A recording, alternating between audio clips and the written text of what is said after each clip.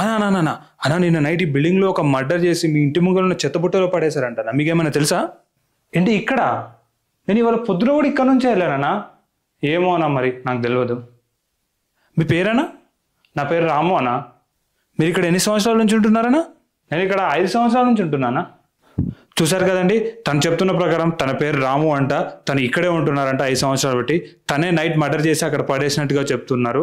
అంతేకాకుండా మార్నింగ్ అక్కడ పడేసిన తర్వాత అక్కడ నుంచే వెళ్ళానని కూడా చెప్తూ ఉన్నారు.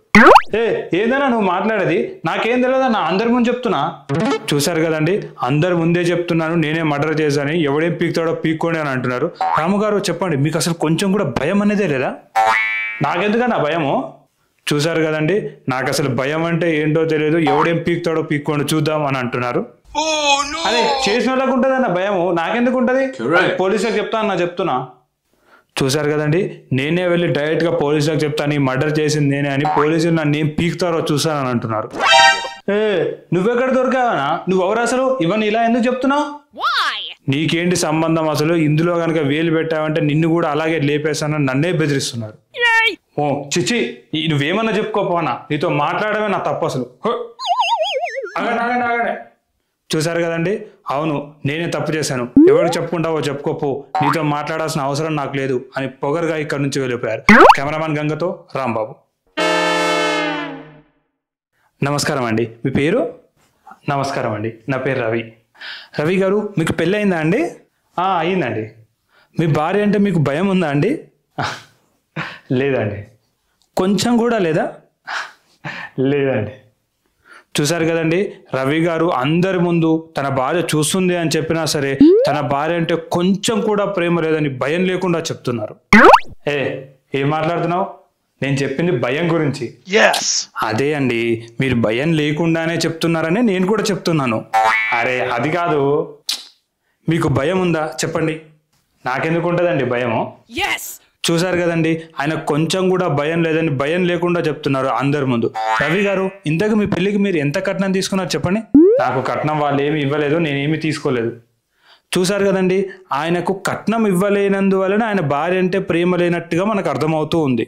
రవి గారు, మీకు పిల్లలు ఏమైనా ఉన్నారా? నాకు 2 పిల్లలు ఉన్నారు. వాళ్ళంటే మీకు భయం ఉందా? నాకు నా పిల్లలంటే భయం లేదు, ప్రేమ ఉంది. ఓకే, విన్నారు కదండి, ఆయనకు ఆయన పిల్లలంటే ప్రేమ ఉంది, కానీ ఆయన భార్య అంటే ప్రేమ లేదని బహిరంగంగానే చెప్తున్నారు. ఇదంతా చూస్తూ ఉంటే ఆయన పిల్లల్ని ఆయన భార్య నుంచి దూరం చేసి తన దగ్గరే ఉంచుకోవాలన్నట్టుగా ఆలోచన ఉన్నట్టుగా మనకు అనిపిస్తూ ఉంది. ఏం మాట్లాడుతున్నారండి మీరు? నేను ఎప్పుడు చెప్పాను అవన్నీ? అసలు ఇప్పుడే కదండి మీకు మీ పిల్లలంటే ఇష్టం అని చెప్పారు. అవును, డైవర్స్ మీద మీ ఒపీనియన్ ఏంటండి? నాకే ఒపీనియన్ లేదండి. అదే అండి, సమంత, నాగ చైతన్య కానీ లేదంటే సెలబ్రిటీస్ ఇంకా చాలా మంది ఈ మధ్యన డైవర్స్ తీసుకుంటున్నారు కదా, దాని మీద మీ అభిప్రాయం? అది వాళ్ళ పర్సనల్ విషయాలండి, దాని మీద నీకు కానీ నాకు కానీ కామెంట్ చేసే రైట్స్ లేవు. చూసారు కదండి, నేను డైవర్స్ తీసుకోవడం అనేది కంప్లీట్లీ నా పర్సనల్ విషయం, దాని గురించి అడిగే రైట్స్ మీకు ఏమాత్రం లేవు అని మమ్మల్ని బెదిరిస్తున్నారు. అవునండి, ఇవన్నీ చెప్పాక మీరు మీ ఇంట్లోకి ఎలా వెళ్తారండి? అసలు నా ఇంటికే కదండి వెళ్తున్నాను, మీ ఇంటికి కాదు కదా. మీ అత్తగారు వాళ్ళు వచ్చి మిమ్మల్ని మీ ఇంట్లోకి రానివ్వకపోతే? అరే నా ఇంటికి నన్ను రానివ్వకపోవడానికి వాళ్ళెవరండి? చూశారు కదండి, నేను ఏం చెప్పైనా సరే నేను మా ఇంట్లోకి వెళ్తాను, అది నా ఇల్లు, ఎవడైనా ఏమని అంటే వాళ్ళనే బయటికి నూకుతా అని అంటున్నారు. అరే మీ ఇష్టం వచ్చినట్టు చెప్తున్నారేంటండి? ఆయన మీలాంటి వాళ్ళతో మాట్లాడమే నా బుద్ధి తక్కువ పని. చూశారు కదండి, నేను అడిగిన క్వశ్చన్స్కి ఏం సమాధానం చెప్పలేక ఇక్కడ నుంచి పారిపోయారు. మొత్తానికి ఆయనను చూస్తుంటే ఆయన భార్యకి విడాకులు ఇచ్చేంత వరకు వదిలేయలేరు. చూద్దాం ఏం జరుగుతుందో.